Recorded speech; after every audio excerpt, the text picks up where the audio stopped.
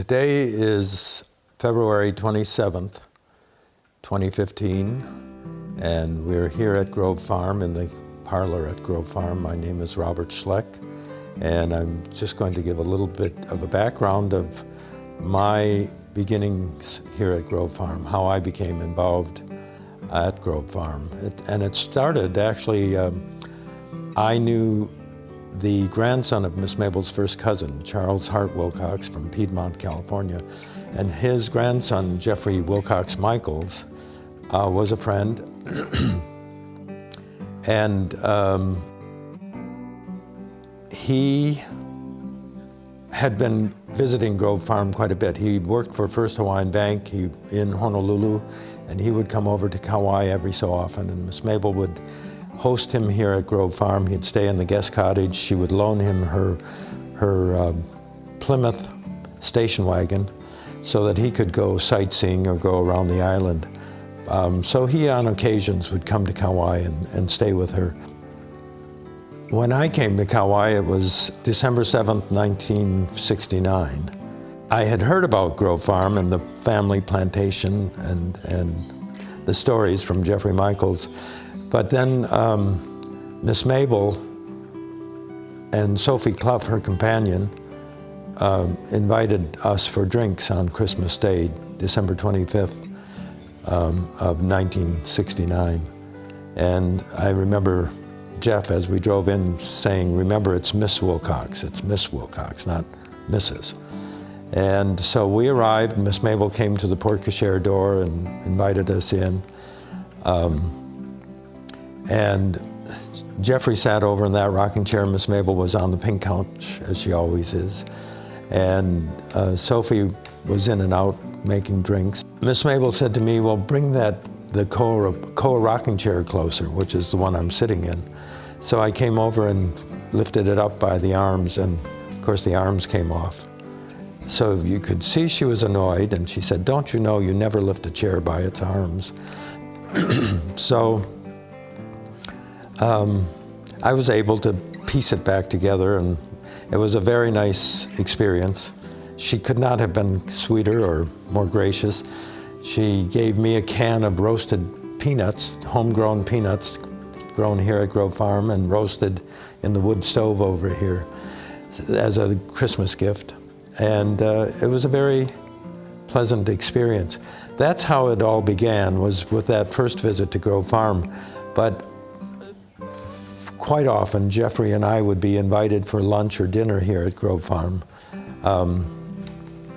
Miss Mabel and Sophie got us involved in the Kauai Historical Society, so we would attend meetings, and also if there were speakers like Gavin Dawes or people who have come from off island to talk about Kauai and Kauai's history, they would come here for drinks first and then do their presentation to the members of the Historical Society.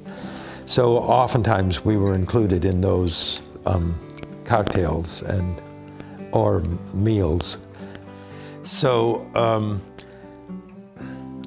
Jeffrey Michaels and I lived at Poipu, and we, as I said, would come on occasions for lunches or dinners, and quite often at those visits, the subject would come up about the museums, and one of the things that kept being said was we need to start doing an inventory of the place. And we just don't know where to begin, and don't know how to start. But I said to Miss Mabel and Sophie, well, I'd be happy to come in on weekends to try and start an inventory if that would help. And they said, well, great, let's try it and see. Because as I was saying, this was kind of a departure from Miss Mabel's normal lifestyle. And there really hadn't been a man in the house since George Wilcox died. So this was quite a ladies' place. Miss Mabel was here, Mrs. Clough was here, Hisai Mashita was the cook who had been here for 50 years. Dorothy Bonilla and Mrs. Moriwaki were here. They were housekeepers, and Mrs. Moriwaki did housekeeping, but also did laundry in her 80s. And so it was really a bastion of ladies. It was just a quiet place. So I said, well, I'd be happy to try and do some inventorying on Saturdays or on a weekend if you like. And they said, well, let's try it. And Miss Mabel insisted on paying. So I would come in on a Saturday morning and get here at 8 o'clock and start to try and work on inventory. But we really had no idea how to face this. And Miss Mabel had me do a correspondence course with the University of Idaho in museology to bring me up to speed on museums and museum work and approaches for museum inventory. And I remember always seeing in her day book, she always had a calendar day book that Fireman's Fund provided every year. So on Saturday it would say, Bob, 4 hours. And so she was keeping track of my time. And then after, I believe that was a testing period to see if I was reliable and trustworthy and discreet.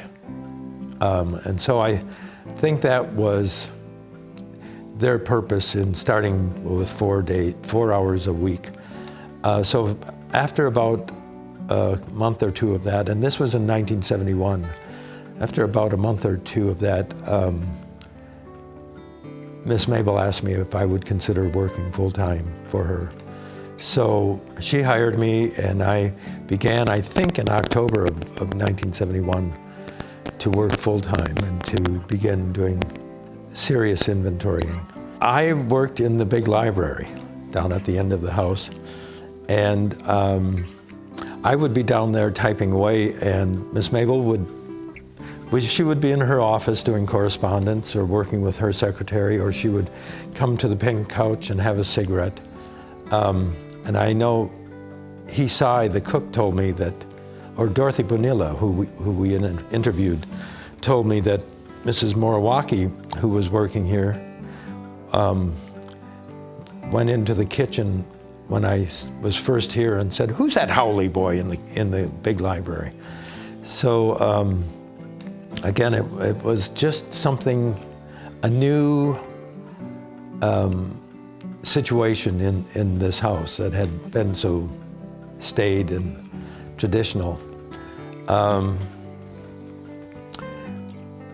I continued doing inventory, but then as time went on, I got drawn more into, and I have to say Miss Mabel and Sophie were just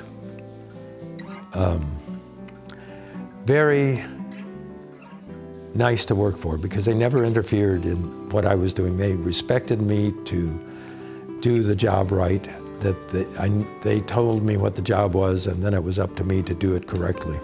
So they really encouraged professionalism, they encouraged routine, but they also made it fun, made it interesting, drew us into the Kauai Historical Society. And I have to say Sophie really had a good sense of fun and was very skillful in making it interesting, all of it interesting.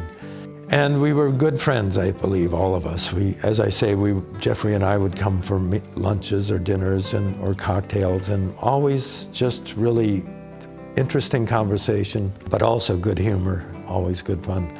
The beauty, too, of what happened was that, as I say, it had to be difficult for Miss Mabel to alter her lifestyle, to have people in her house that normally wouldn't have been here. And it had to have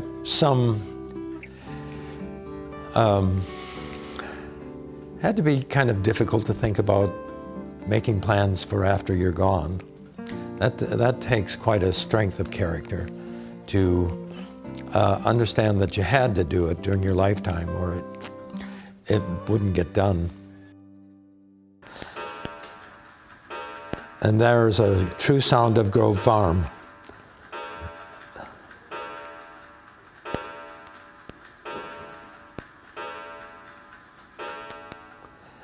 And that's a clock from Waiole Mission House.